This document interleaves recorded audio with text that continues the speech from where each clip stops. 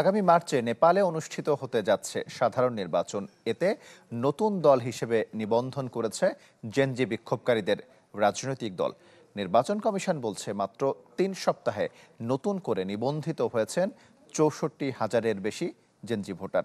বিশ্লেষকদের মতে এবারের ভোটের ফলাফলে বড় প্রভাব রাখতে যাচ্ছে এই তরুণ ভোটাররা, যার সুফল ভোগ করবে জেনারেশন জেড নেতৃত্বাধীন দল।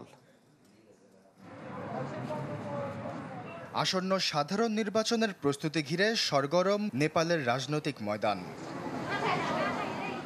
দেশটির নির্বাচন কমিশনের তথ্য অনুসারে মাত্র ৩ সপ্তাহে নতুন ভোটার হিসেবে নিবন্ধিত হয়েছেন ৬৪,৫০১ জন, যার বড় অংশই তরুণ, যাদেরকে জেনজি নামেই ডাকা হচ্ছে। ধারণা করা হচ্ছে আগামী মার্চের নির্বাচনে বড় ভূমিকা রাখবে এই তরুণদের ভোট। বিশ্লেষকদের মতে এর সুফল ভোগ করতে পারে প্রথমবার লড়াইয়ে নামা জেনারেশন জেড নেতৃত্বাধীন দল।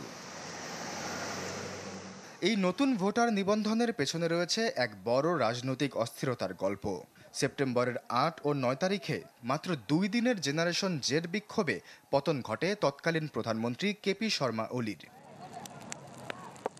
বিক্ষোভকারীদের দাবিতে ১২ সেপ্টেম্বর দায়িত্ব নেন সাবেক প্রধান বিচারপতি সুশীলা কার্কির নেতৃত্বে গঠিত অন্তর্বর্তী সরকার।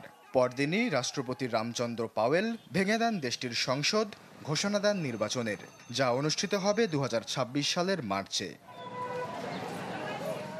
নির্বাচন কমিশনের তথ্য মতে এ পর্যন্ত নিবন্ধিত ভোটারের সংখ্যা দাঁড়িয়েছে ১,৮১,৪৮,০০০, যা গেলবারের চেয়ে ১.৫ লাখ বেশি। নির্বাচন কমিশন বলছে নভেম্বরের ১৬ তারিখ পর্যন্ত ভোটার তালিকা হালনাগাদ চলবে, ফলে সংখ্যাটা আরও বাড়বে বলেই প্রত্যাশা, যার সিংহভাগই হতে পারে তরুণ ভোটার।